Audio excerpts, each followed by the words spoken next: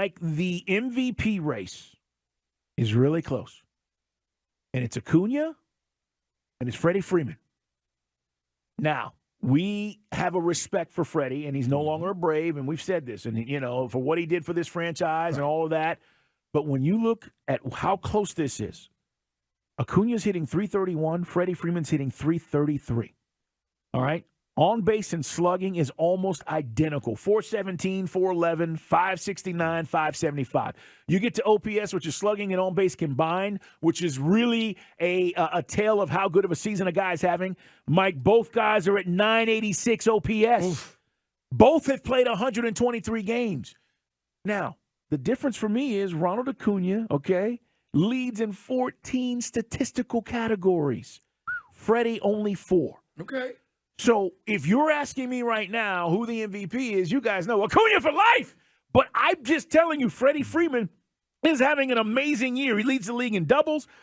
Acuña leads the league in runs, stolen bases, and on-base percentage. Right. But, Mike, this is going to come down to the last month of the season, and I'm just telling you, Dodgers, you know this. Well, two ways of looking at it.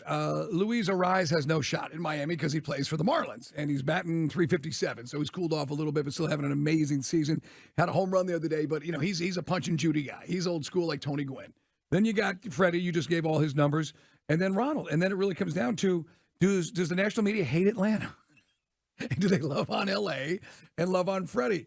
And we'll see. And I hope that's not the case. I always feel like we're getting the short end of the stick from the national media. Now, Freddie has already won an MVP. Correct. For those who remember when he was Ronald, here. Some would say this is Ronald finally putting together that dream season that you were talking about back in 2018. Yeah. That this is finally all the stars have aligned and Ronald Acuña is the best.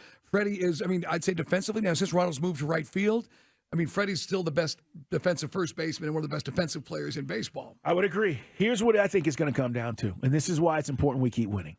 We're 80-43. They are 76-47.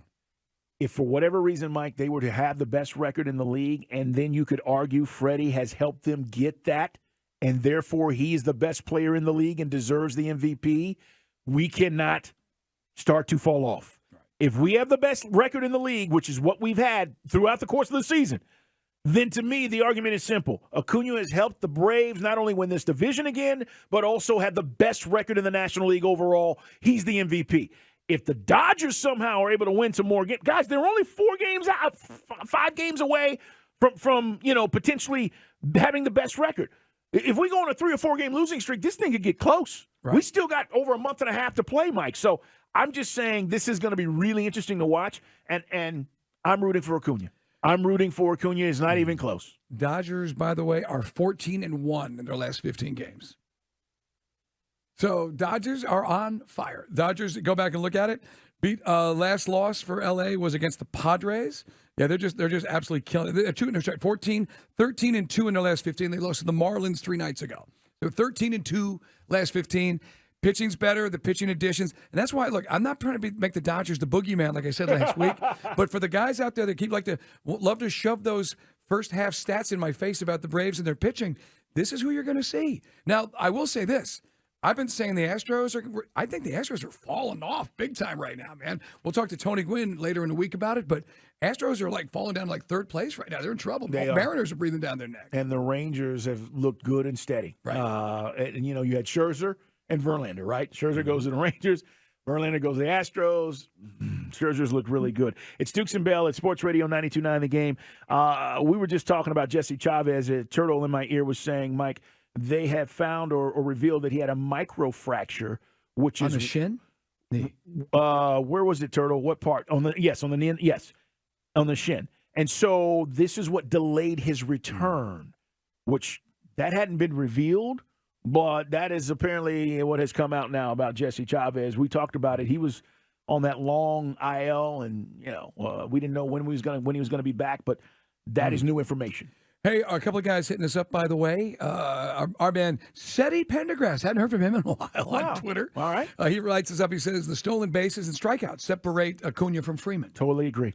See, that's when you start getting into the minutia of how good of a season a guy is having. I can give you all this stuff and tell you, but those are the things that really matter. You're absolutely right. Identical OPS. Freddie struck out 24 more times than Ronald. Mm-hmm. It's a big deal. You can't deny that. Right. Especially being the leadoff hitter. And then throw 56 stolen bases on there. So, I mean, to me, and it's going to be 70. When the season's done, it'll be 70. And as we said earlier, we're not banging on Freddie. It ended poorly. You want to point fingers and say it was Freddie's agent. It was Freddie.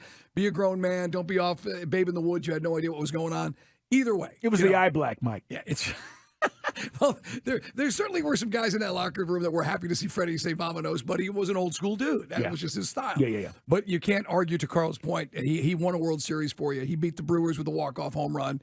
He did things again in that Dodgers series. I have to tell you, he's a prime-time player, man. He shows up in big moments. It's why we love Freddie. Both guys surrounded by studs, but again, our guy is a little bit different because although our bottom of the lineup is better than anybody else's bottom of the lineup, which is great for Acuña's RBI production too. What do you guys think? And it's easy for you to be a homer right now because I certainly am. I'm all about Acuña, but I also think the numbers back it up. And this is where we are on August 21st.